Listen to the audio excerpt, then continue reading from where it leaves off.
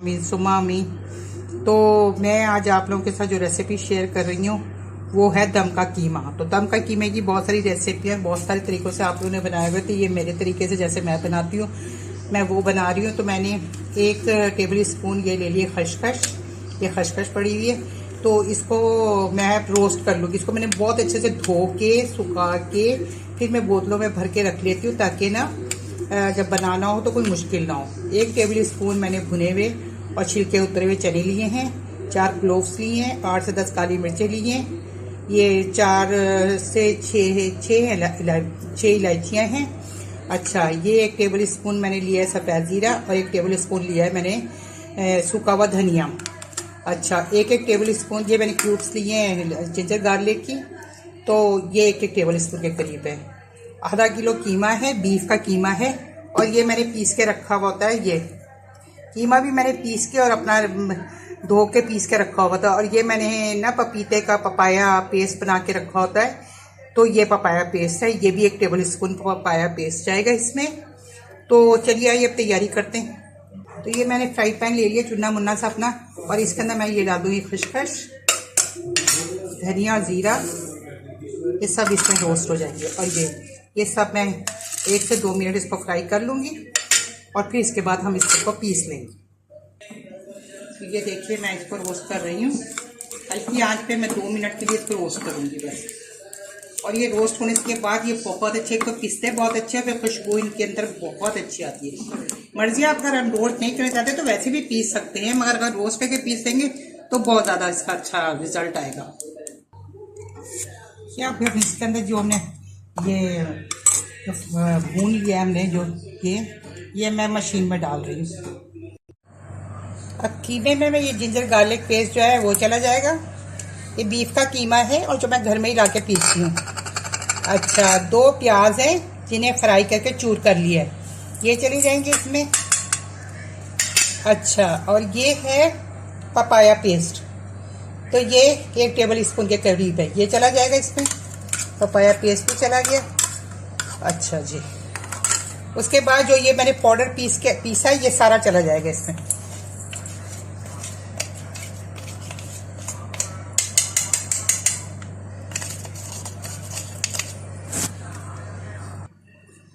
अब इसमें जाएगा ½ टीस्पून सॉल्ट और 1 टीस्पून चिली फ्लेक। सॉल्ट और चिली आप अपने टेस्ट के अकॉर्डिंग डाल सकते हैं। अच्छा, और उसके बाद अब इसमें जाएगा दही, जो कि हम 1 कप दही डालेंगे इसमें। और ये मेरा दही जो है बहुत ज़्यादा गाढ़ा है, बस इसको मैं 1 कप के करीब इसमें दही को डाल दूंगी।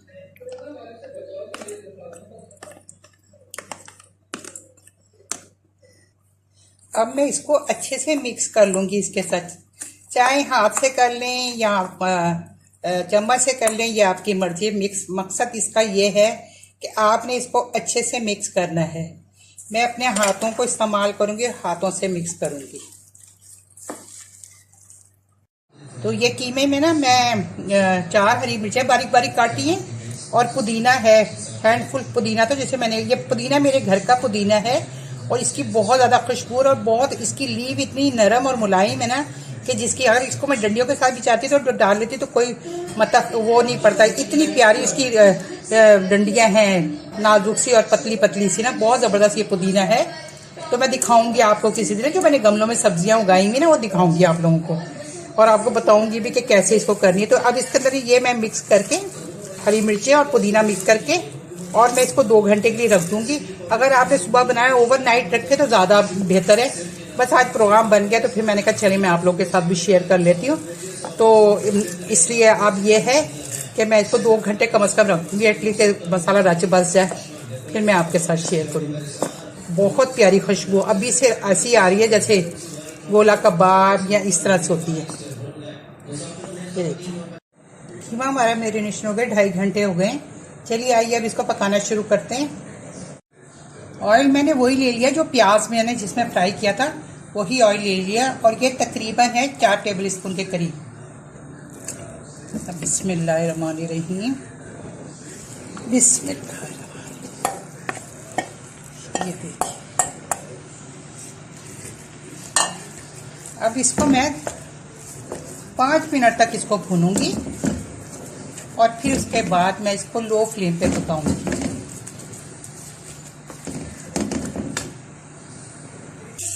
तो 5 मिनट तक मैंने तेज आंच पे भून लिया। बिल्कुल मैं फ्लेम बिल्कुल लो कर दूंगी इसको, दम वाली जो फ्लेम होती है, बस ये दम के अंदर ही। अब ये जो इसका ना पानी मैं बिल्कुल भी नहीं डालूंगी, जो दही है ना ये अपना पानी रिलीज करेगा और इस पानी इसी के अंदर ये जो बीफ का कीमा है ना इसी पानी में पक जाएगा।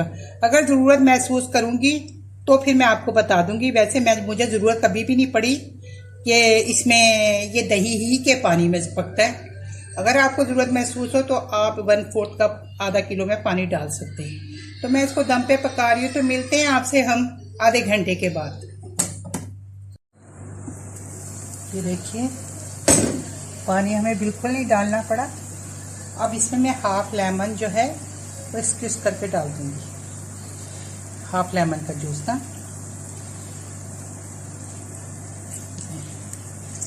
आप ज़्यादा खट्टा पसंद करते हैं तो आप पूरा डाल दें। ये ज़रा बड़ा था लेमन इसलिए मैंने आधा ले लिया।